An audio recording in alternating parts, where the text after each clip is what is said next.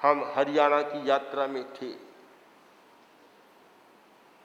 एक गांव में पहुंचे, भाई आया, आकर बोला कि हम बड़े दुखी हैं, पूरा परिवार दुखी है। मैंने कहा क्यों दुखी हैं? उसने कहा कि कोई प्रेत आत्मा है, वह सता रही है। मैं कौन है? कि हमारी घर की है, हमारी घर के लोग मरे और वे ही हमें सता रहे, इतना दुख देते हैं। मैंने कहा ठीक है, कभी बात कराओ, हमारे सामने बात कराओ। परिवार को लेकर आया, पूरे परिवार को लेकर आया, और जब बात चली सताने की तो वह बोलता है कि हमने कहा तुम अपने परिवार वालों को क्यों सताते हो?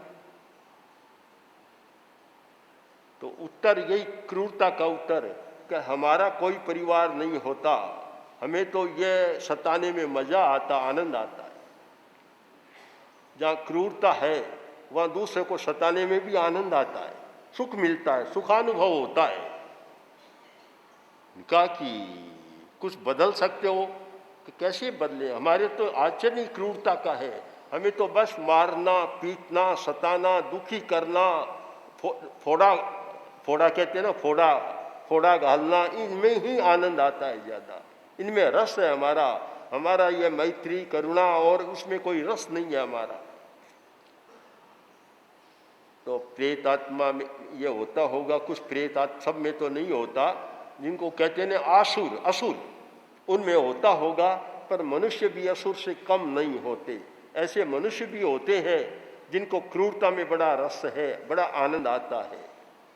किंतु जब अहिंसा की बात, अहिंसा की चेतना जागृत होती है तो क्रूरता की वृत्ति समाप्त हो जाती है।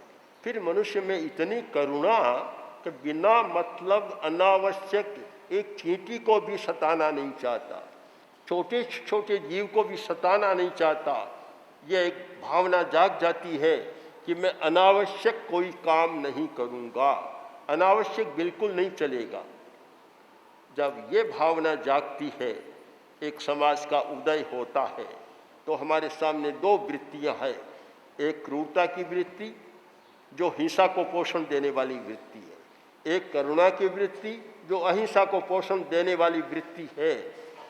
कोई भी व्यक्ति जो अपना आध्यात्मिक विकास करना चाहे, उसे सबसे पहले क्रूरता की वृत्ति का परिष्कार करना जरूरी है, उसको मिटाना जरूरी है।